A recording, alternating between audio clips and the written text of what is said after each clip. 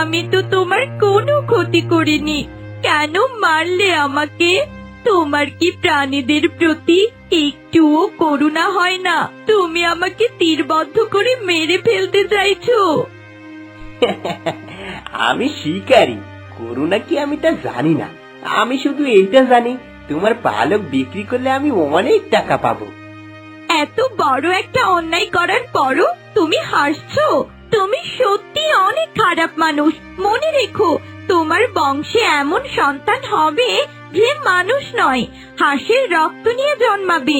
আমি তোমাকে অভিশাপ দিচ্ছি। হাস্যকর কয়টা, অভিশাপে আমার কিছুই যায় আসে না। কিছুক্ষণের মধ্যেই রক্তক্ষরণ হয়ে তুমি মৃত্যুবরণ করবে, আর এরপর আমি তোমাকে বাড়ি নিয়ে গিয়ে তোমার পালক বিক্রি করব।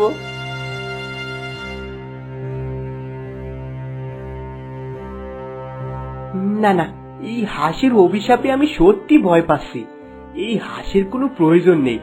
আমি খালি হাতে বাড়ি ফিরে যাব। হাঁসটা এখানে ফেলে রাখলে দুর্গন্ধ ছড়াবে। এক কাজ করি, এই হাঁসটা আমি মাটিতে পুঁতে দেই।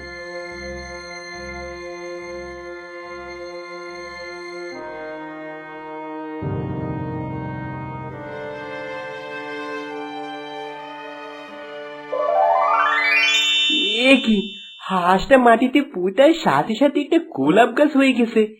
না না, এখানে থাকা আমার জন্য নিরাপদ হবে না। আমি বরং বাড়ি ফিরে যাই।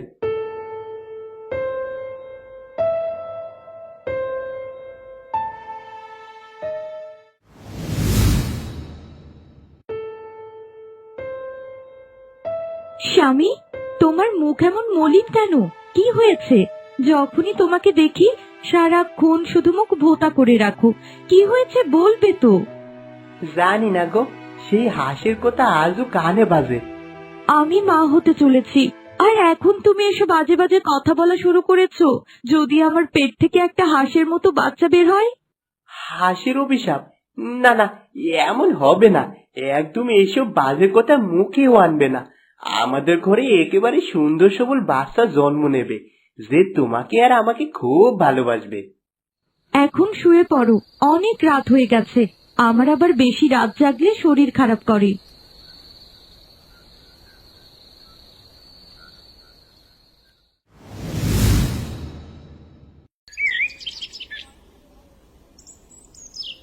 ছি ছি, মানুষ না হয়ে হাঁসের বাচ্চা জন্ম দিলি, এমন লজ্জা আমি কোনো দিন পাইনি। তোর জন্য সমাজে আমি মুখ দেখাতে পারি না। মা, আমি তো কিছুই করিনি। এটা কেমন করে হলো আমি তা জানি না। তাছাড়া অভিশাপ আপনার ছেলের লেগেছিল, আমি তো কিছুই করিনি। চুপ, মুখ বন্ধ রাখ। আমার বংশে এখন হাঁসের মা থাকবে? না না, আমি মেনে নিতে পারবো না। মা, ও তো নিরপরাধ, ও শুধু একটা ছোট্ট প্রাণ। যত সব আদিক্ষেতা, ছোট্ট প্রাণ, হাঁসের ছানা। ওকে নিয়ে তুই আমার ঘর থেকে এখনই বের হয়ে যা। আমি কোথায় যাব মা? এই সন্তান তো আপনার ছেলেরই রক্ত। রক্ত না, লজ্জা। গ্রাম জানলে হাসির পাত্র হব আমরা। সবাই জানে তোর ঘরে একটা হাঁসের বাচ্চা জন্ম নিয়েছে। আমি বলছি, ওই হাঁসের ছানাটাকে পুকুরে ফেলে দিয়ে আয়, না হলে তোকে আমি ঘর থেকে তাড়াবো বলে দিচ্ছি। না মা, আমি ওকে মারতে পারবো না। তাহলে তো কেউ থাকতে হবে না এই ঘরে। আমার ছেলে ঘরে ফিরলে সেও তোকে ছাড়বে। সে শহরে গেছে, আগামীকাল ফিরে আসবে।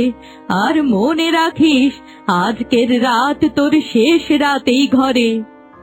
আপনার ছেলে যদি না চায়, তাহলে আমি আর এই বাড়িতে থাকবো না। আজকের রাতটা আপনি অন্তত আমাকে ঘরে থাকতে দিন।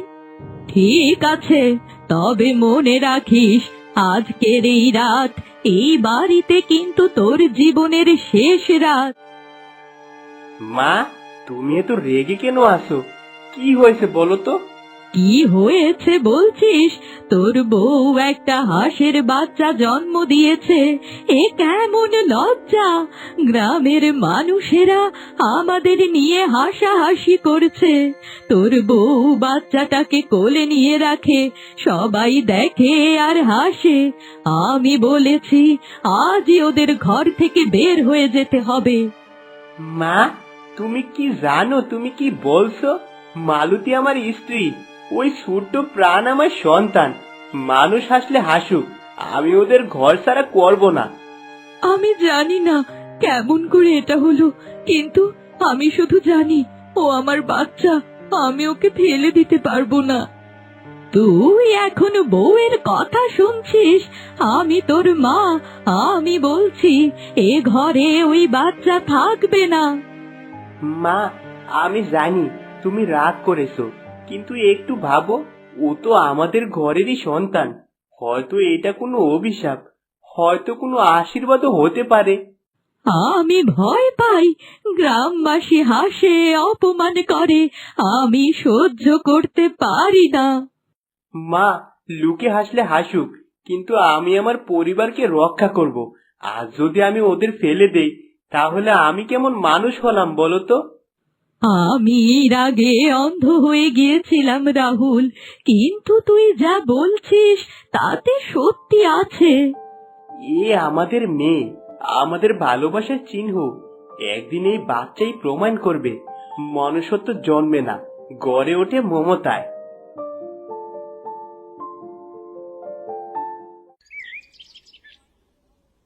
হে বিধাতা, তুমি আমাকে কেন হাঁস বানিয়ে পাঠিয়েছো? ছোট্ট ছোট্ট বাচ্চারা কত সুন্দর করে খেলাধুলা করছে, আর আমি সারা দিন একা একাই বসে থাকি। গ্রামের কোনো মানুষ আমাকে পছন্দ করে না। কি রে, এখানে বসে কাঁদছিস কেন? তুই তো মানুষের মতো করে কথা বলতে পারিস। নিশ্চয়ই তোর উপর কোনো অভিশাপ আছে। আমি এক অভিশপ্ত মানুষ। অভিশাপের কারণেই আমি হাঁস হয়ে জন্ম নিয়েছি। আমার বাবা মা আমাকে খুব ভালোবাসে, কিন্তু গ্রামের মানুষেরা আমাকে একদম সহ্য করতে পারে না। তুই মানুষের ভালোবাসা পেতে চাস? এ তো খুব ভালো কথা। ঠিক আছে, আমি তোকে একটা জাদু শক্তি দেব। এই শক্তির মাধ্যমে তুই আলো ছড়াতে পারবি, আর আলো ছড়িয়ে বিপদ আপদ থেকে মানুষকে রক্ষা করতে পারবি। সত্যি বলছেন আপনি? আমি আপনার উপর খুব খুশি হয়েছি সন্ন্যাসী বাবা। তাহলে আমাকে এমন একটা শক্তি দিন যার মাধ্যমে আমি সহজেই মানুষের ভালোবাসা পেতে পারবো।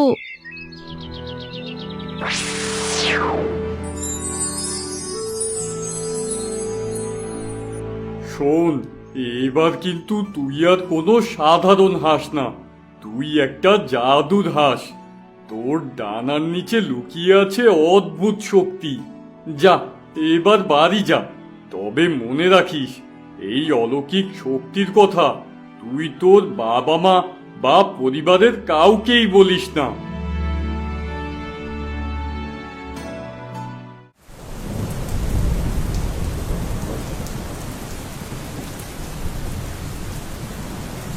এ কি হয়ে গেল?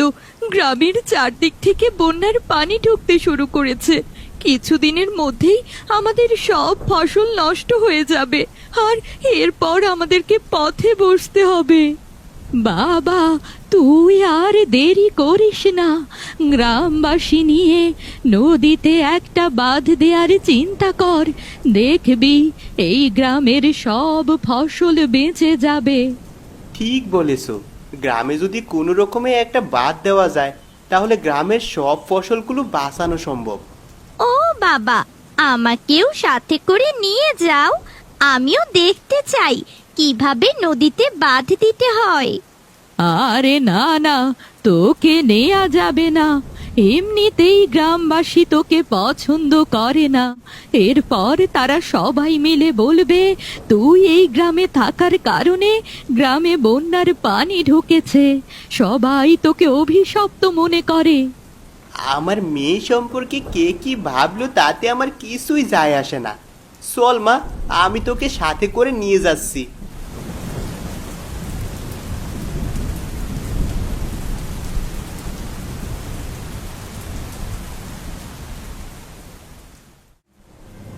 কি রে, তোকে তো আগেই বলেছিলাম এই অভিশপ্ত হাঁসটাকে গ্রাম থেকে বের করার ব্যবস্থা কর। ওর জন্যই গ্রামে এসব প্রাকৃতিক দুর্যোগ ঘটছে। শিকারীকে কি করে যে কি বলবো সেটাই বুঝতে পারছি না। ও তো নির্ভেজাল মানুষ, কখনো গ্রামের কোনো ক্ষতি করেনি, বিপদে মানুষের কাছে এগিয়ে আসে।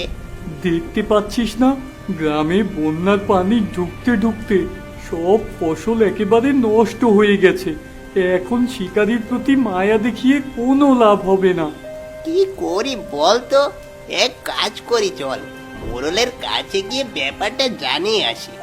আমার মনে হয় ওই অভিশপ্ত হাঁসটাকে গ্রাম থেকে বের করে দিতে হবে, তা না হলে গ্রামের এরকম ক্ষতি হতেই থাকবে।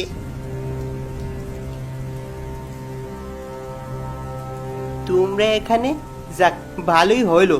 চলো আমরা সবাই মিলে নদীতে বাঁধ দেওয়ার ব্যবস্থা করি, এত করে সব ফসলগুলো বাঁচানো যাবে। তুই এখানে কেন এসেছিস? ওকে সাথে করে আনার কারণে নদীর পানি আরো তাড়াতাড়ি বেড়ে যাবে। শোন, আমরা তোর মেয়েকে গ্রাম থেকে তাড়িয়ে দেওয়ার ব্যবস্থা করব। দয়া করে আমাকে গ্রাম থেকে তাড়িয়ে দিও না। দাঁড়াও, আমি তোমাদেরকে নদীতে বাঁধ দেওয়ার ব্যবস্থা করছি। তুই তো একটা হাঁসের ছানা, তুই কি করে নদীতে বাঁধ দিবি? না না, এইসবের মধ্যে তোকে একদম জড়াতে হবে না। না বাবা, তুমি কোনো চিন্তা করো না, আমি আমার শক্তির মাধ্যমে এখানে নদীতে বাঁধ দিতে পারবো।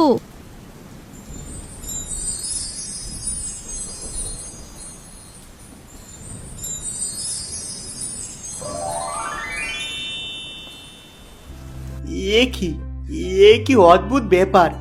না না, আমি তো আমার নিজের চোখকে বিশ্বাস করতে পারছি না। তোর মেয়েকে আমরা এতদিন অশুভ শক্তি ভেবেছি। না না, ও কোনো অশুভ শক্তি নয়। ওর জন্যই আমরা আজ বন্যার হাত থেকে রক্ষা পেলাম। এরপর থেকে আমরা মনিয়াকে সবাই খুব ভালোবাসবো, আর কেউই কখনো মনিয়ার সাথে খারাপ ব্যবহার করবো না।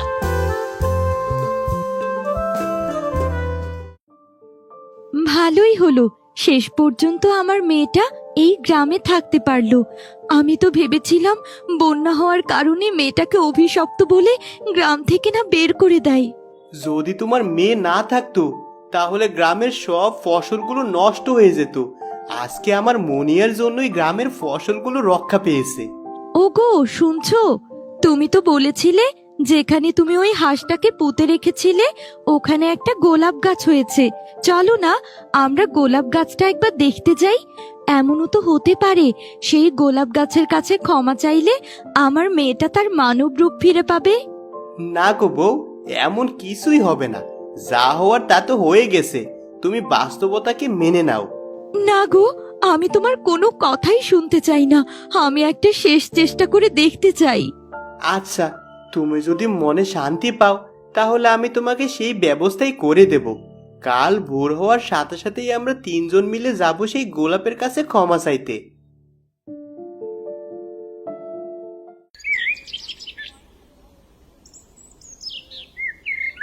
এই সেই জায়গা যেখানে আমি এক নিরীহ হাঁসকে মেরেছিলাম। আমি জানতাম না সেই ভুলে আমার নিজের জীবন এমন অন্ধকার হয়ে যাবে। বিধাতা হয়তো চেয়েছিলেন তুমি শেখো, কোনো প্রাণকে কষ্ট দিলে তার প্রতিধ্বনি একদিন ফিরে আসে। সারা জীবন আমরা আমাদের পাপের শাস্তি পেয়েছি। হে প্রকৃতি, হে গোলাপ গাছ, আমি তোমার কাছে ক্ষমা চাই। আমি অজ্ঞ ছিলাম। সেই হাত যদি শুনতে পায়, জানো আমি তার কাছে হাত জোর করে ক্ষমা চাইছি।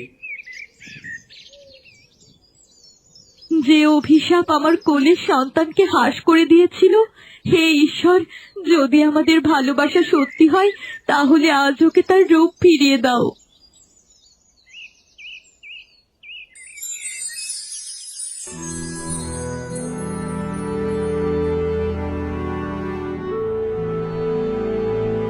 মুনিয়া, তুই মানুষ হয়ে গেলি, এটা কি করে সম্ভব?